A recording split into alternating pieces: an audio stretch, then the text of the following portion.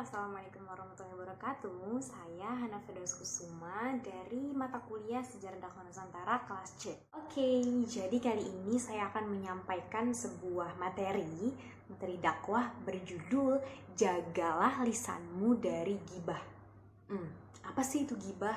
Kadang-kadang kita sering nih tanpa sadar nyebutin gak boleh ghibah, jangan ghibah, tapi kita kadang gak tahu nih apa sih definisi sesungguhnya dari ghibah. Jadi teman-teman, Rasulullah pernah menanyakan hal ini kepada para sahabat. Kayak Rasulullah nanya, wahai sahabat, kalian tahu nggak apa itu ghibah? Kemudian tentunya sahabat menjawab bahwa Allah dan Rasulnya lebih paham, lebih tahu. Kemudian Rasul menjawab, ghibah adalah saat engkau menceritakan tentang saudaramu hal-hal yang ia benci. Kemudian para sahabat nanya lagi nih, Rasul, gimana nih kalau misalkan yang kita sebutin ini adalah kebenaran? Apakah itu juga disebut sebagai ghibah? Kemudian Rasul menjawab, jika engkau mengatakan sebuah fakta atau sebuah kebenaran tentang saudaramu, maka itu disebut ghibah. Sedangkan jika kalian menyebutkan tentang kedustaan atau kebohongan atau hoax, berarti itu adalah sebuah kedustaan atau sebuah kebohongan. Jadi yang kita dapat simpulkan teman-teman, jikalau kita membicarakan hal-hal kebenaran atau fakta mengenai saudara kita, tentang saudara kita, dan hal tersebut adalah hal yang mereka benci, berarti itu kita telah melakukan sebuah perbuatan yang namanya ghibah. Contoh misalkan ada orang namanya Jenny. Si Jenny ini kalau kita lihat nih memang badannya pendek, postur tubuhnya kecil. Tapi di sisi lain si Jenny tuh gak suka kalau misalnya kita membahas tentang badannya yang kecil atau postur tubuhnya yang pendek ini. Kemudian tanpa sadar kita dan teman-teman yang lain membicarakan, si Jenny badannya pendek banget ya. Gak suka deh kayak masa badannya pendek banget. Nah, kita tahu nih, maksudnya ternyata walaupun postur tubuh Jenny yang pendek itu adalah sebuah fakta atau sebuah kebenaran, tapi Jenny itu nggak suka kalau misalnya kita membahas tentang tubuhnya. Berarti tanpa sadar kita telah melakukan yang namanya ghibah. Oke, kemudian selanjutnya gimana nih hukum dari ghibah ini? Apakah haram? Apakah boleh? Apakah wajib? Apakah harus dilakukan?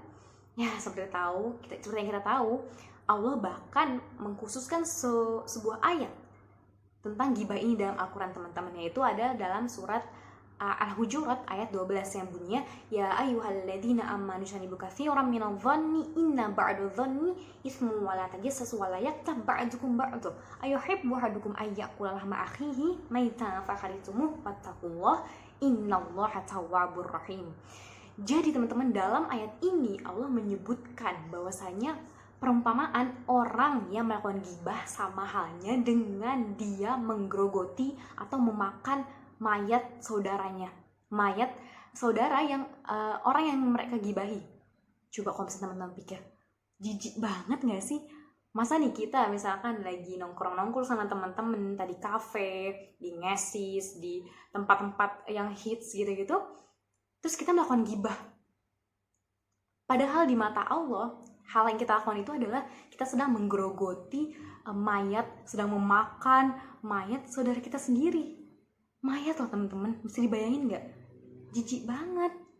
Ya Allah, selama ini berarti aku udah makanin mayatnya siapa aja nih gitu. Ternyata Allah menganggap bahwa ghibah itu adalah suatu hal yang sangat hina, sangat keji gitu. Karena diperumpamakan seperti kita menggerogotin mayat saudara kita gitu.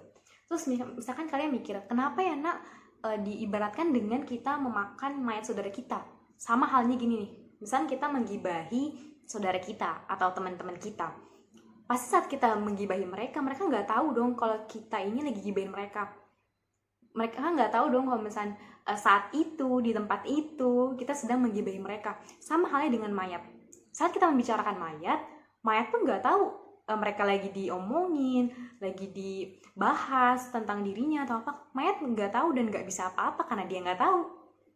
Makanya sama aja saat kita menggibahi orang, mereka nggak tahu kita ngomongin dia. Saat di sini sebenarnya kita lagi ngomongin dia, saat waktu ini kita lagi ngomongin dia. Sama halnya kayak mayat. Saat kita makan mayat, saat kita melakukan suatu hal dengan mayat pun nggak bisa apa-apa dan nggak tahu juga karena dia udah nggak ada gitu. Makanya Allah mengumpamakan bahwa saat kita melakukan gibah ini sama halnya dengan kita menggerogoti atau memakan mayat saudara kita. Sangat menjijikan.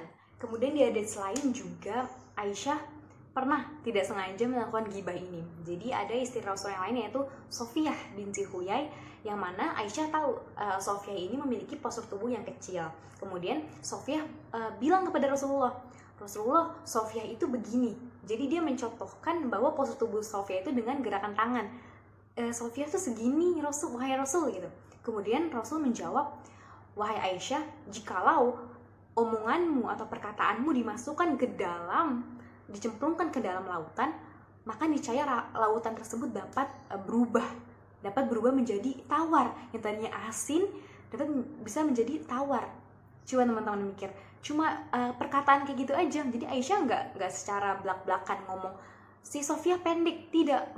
Dia bilangnya, Aisyah bilangnya Sofiyah tuh begini wahai Rasul, nggak secara lisan, hanya secara gerakan tubuh.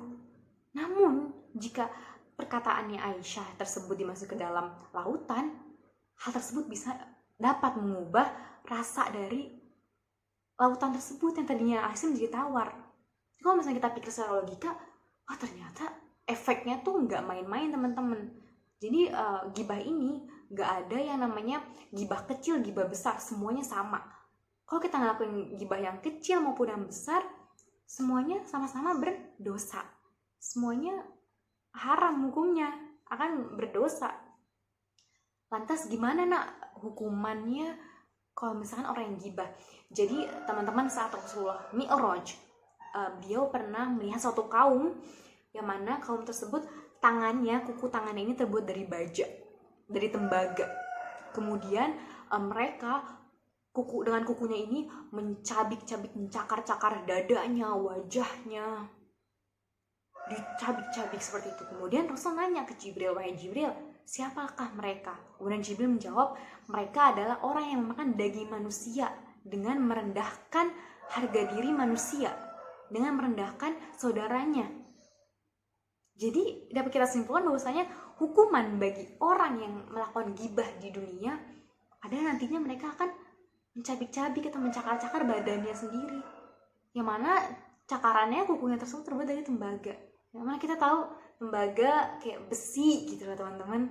Terus mereka mencakar, kemudian kembali lagi badannya normal lagi, kemudian mereka mencakar, cabik-cabik lagi. Nauzubillah min dzalik. Semoga kita terlindung dari dosa gibah ini ya teman-teman. Teman-teman, seperti yang dapat kita simpulkan bahwasanya gibah ini adalah suatu perbuatan yang konsekuensinya sangat besar, yang konsekuensinya sangat seram gitu. Misalnya kita mendengar tadi, kita membahasnya yang tadi, kemudian gimana nih misalnya teman-teman ada yang nanya, saya pun tanpa sadar pasti pernah tidak sengaja melakukan perbuatan gibah ini. Aku mau tobat nih gimana caranya? Jadi teman-teman, gimana caranya biar kita bisa bertobat dari dosa gibah ini?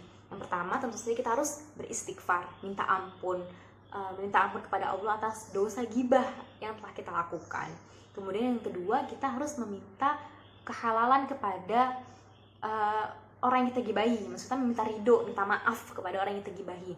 Namun teman-teman, seperti kita tahu bahwa setiap orang itu memiliki karakteristik yang berbeda. Jadi apabila teman-teman tidak sengaja tanpa sadar menggibahi orang yang emang temperamen atau kadang-kadang suka marah, kurang pemaaf gitu, agak egois.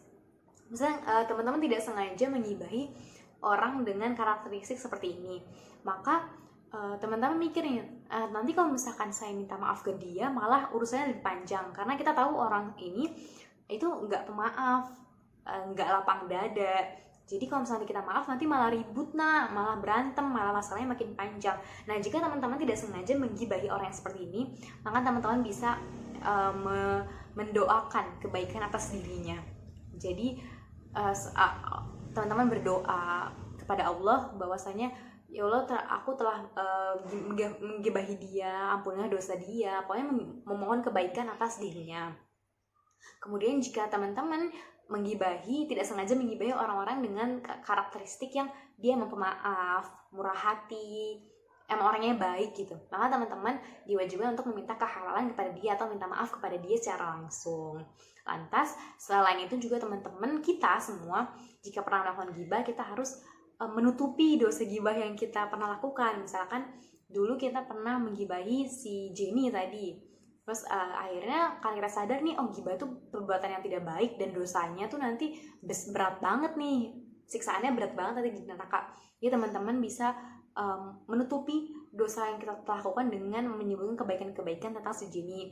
Ternyata si Jenny kemarin sholatnya rajin loh, kemarin si Jenny bantuin aku pindah rumah loh, kayak gitu. Teman-teman selanjutnya nih, misalkan kita sudah tahu nih bahwa gibah ini adalah perbuatan yang tidak baik, kemudian kita telah bertobat dan memohon ampun kepada Allah dari dosa gibah ini. Lantas selanjutnya gimana caranya agar kita dapat menghindari dosa gibah ini, agar kita tidak melakukan kesalahan yang sama, agar tidak melakukan dosa yang sama. Jadi ada 3 tips nih teman-teman. Yang pertama yaitu kita harus sadar, kita harus menanamkan nih dalam otak kita, dalam hati kita, bahwasanya setiap perkataan, setiap ucapan, setiap amalan yang kita lakukan akan dicatat, akan diminta pertanggungjawabannya. Seperti halnya dalam surat Qaf ayat 18, yaitu yang bunyinya ma yalfidhu min qawlin illa ladaihi raqibun atid, bahwasanya setiap perkataan yang kita ucapkan, setiap amalan yang kita ucapkan, ada malaikat raqib dan atid yang akan selalu mengawasi kita. Jadi dengan teman-teman menanamkan nih pikiran-pikiran, oh ya nanti kalau misalnya apa yang aku ucapin, apa yang aku lakuin itu nanti bakal dicatat, bakal diminta pertanggungjawabannya. Jadi sebelum kita mau ngomongin si Jenny itu, kita akhirnya sadar gitu, oh nggak boleh gibah, nanti konsekuensinya aku nyakar tubuh di neraka, nanti dosanya gini. Jadi lebih berpikir dulu sebelum bertindak dan berucap gitu. Terus yang kedua yaitu lebih mementingkan atau memfokuskan untuk membenahi diri sendiri. Jadi kayak lebih mementingkan, ya udah ngurusin aja aib kita sendiri, nggak usah capek-capek ngurusin aib orang lain. Bahwasanya kadang kita sendiri aja kadang banyak dosanya, banyak salahnya, tapi kita malah lebih mentingin dosanya orang lain, nggak mau berbenah gitu. Jadi ada kayak seperti pepatah, semut di ujung pulau terlihat, sedangkan gajah di pelupuk mata tidak terlihat. Jadi yang dosanya orang lain, kesalahannya orang lain, hal-hal yang buruk tentang orangnya tuh kita tuh langsung, oh si itu sudah langsung kayak berasa paling benar, berasa kita yang punya andil dalam tubuh mereka. Sedangkan diri kita sendiri masih banyak dosanya, masih banyak kesalahannya, malah kita nggak peduli, malah kita cuek. Jadi yang harus kita bahas di sini, yang harus kita concern di sini adalah bahwa kita harus lebih fokus untuk membenahi diri sendiri, lebih fokus ke gimana nih caranya biar kesalahan-kesalahan aku nggak terulang lagi, dosa-dosa yang udah aku lakukan nggak terulang lagi gitu. Kemudian yang ketiga, yang terakhir, yaitu kita harus bersikap rendah diri kepada orang lain. Gimana maksudnya rendah diri? Nah, jadi dalam agama kita harus nih teman-teman untuk bersikap rendah diri. Jadi saat bertemu dengan orang yang lebih dewasa atau lebih tua, kita merasa bahwasanya oh mereka lebih tua, mereka lebih dewasa, mereka lebih lama hidupnya. Berarti dalam kata lain mereka lebih banyak ibadahnya, mereka lebih beriman daripada kita, mereka lebih banyak melakukan amalan soleh daripada kita. Jadi kita nggak ada apa-apanya nih. Jadi ya belum ada apa-apanya nih. Jadi kita terus semangat untuk membenahi diri, untuk beramal soleh. Lantas kemudian saat kita bertemu dengan orang yang lebih muda, kita harus menanamkan atau berpikir bahwasanya oh mereka lebih muda, berarti mereka lebih suci daripada kita, mereka belum melakukan maksiat sebanyak kita, berarti kita yang lebih pantas untuk disiksa, kita yang lebih pantas masuk neraka karena mereka masih suci gitu. Nah, jadi kita harus menanamkan sikap-sikap rendah diri itu teman-teman. Jadi kita harus menghilangkan atau menjauhi sifat-sifat yang buruk-buruk. Jadi harus tetap positive thinking terus, harus bersikap rendah diri dan memperbaiki diri sendiri gitu. Semoga Allah selalu memberikan taufik dan hidayatnya kepada kita semua ya teman-teman, agar terhindar dari dosa gibah dan dosa-dosa yang lain dan dengan maksiat-maksiat yang lain. Semoga kita selalu diberikan hidayah, taufik, inayahnya dari Allah Subhanahu wa Ta'ala, agar selalu berada di jalannya, agar selalu menjadi pribadi yang positif, pribadi yang lebih baik dari sebelumnya. Amin. Oke, baik. sekian dari saya. Mohon maaf sekali apabila terdapat perkataan-perkataan yang salah maupun perbuatan-perbuatan yang tidak enak di hati kalian. Mohon maaf, terima kasih sudah menonton. Wassalamualaikum warahmatullahi wabarakatuh. Bye-bye.